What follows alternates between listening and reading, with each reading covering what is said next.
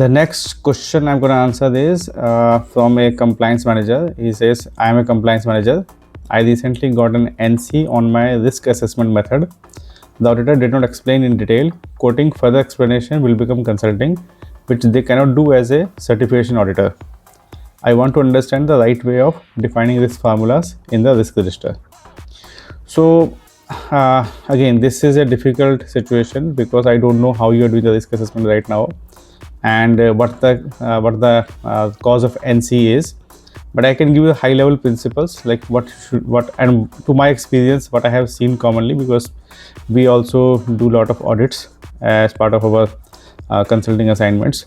So many times what I see is people are still stuck with the asset based risk assessment, which the standard itself has moved on from the asset based to, they say you need to comply with, or you can refer to ISO 31000 for the risk assessment. So when you do the risk assessment based on the assets, you have to first identify the value of the asset. Then to identify the value of the asset, because we are not identifying the values in terms of dollar price here, so we identify based on the value of CIA, and then identify the value of C, value of I, value of A, then based on that identify the value of the asset, and then use that value of the asset, then identify the threats, vulnerabilities, and then you come to the likelihood and impact. So which is a long exercise, and there are a lot of complexities involved in this. So I strongly recommend to my clients as well, and I'm recommending this through this platform as well, that go for the service based risk assessment. If you have a service, identify what could go wrong with the service, find what will be the impact if something goes wrong with the service, and what is the likelihood that the things will go wrong. So this way the risk assessment is simplified, and you have to multiply the impact and likelihood to get the value of the risk. And you are not getting into the complexities of the asset valuation and all that stuff. So standard also doesn't say that you have to do the risk assessment based on asset values. It was a 2005 version of ISO 27001 which had this method, but from 2013 onwards the ISO 27001 has also moved on. They also understand their complexities, that's why they have moved on, right? But the industry has not moved on largely, so that's the problem here. So do the risk assessment based on services, identify which assets are basically used to run the services, what is the kind of significance of services for your business, fine, that will come as an impact. If a service is down, what will be the impact on the business?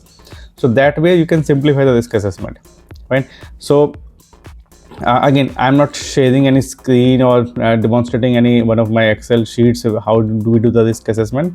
So we just answering a question here, and if you really want more out of this, please feel free to ask me a question, and probably I can run a webinar also on this, or maybe do another video explaining in detail how to do the risk assessment. Right, so go with service-based risk assessment. That will be easier, and that will be more simplified. That there are lesser chances to get NCs. And when the asset-based risk assessment, there are a lot of complexities in identifying the value of the asset, then identifying the value of threats and vulnerabilities. An asset can have multiple threats, multiple vulnerabilities, and then making all those permutation combinations, then coming out to the impact and the likelihood. Because the risk formula is just simple.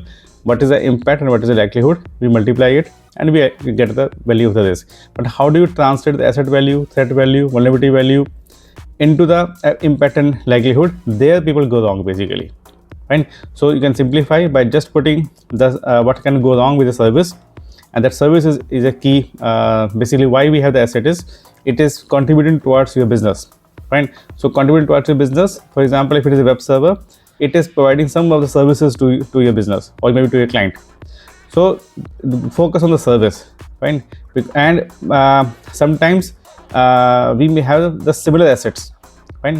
For example, you have multiple web servers, right? And not each and every web server is equally important for the business, right? So there are a lot of complexities that goes when you do the asset valuation and go with the risk assessment based on the assets.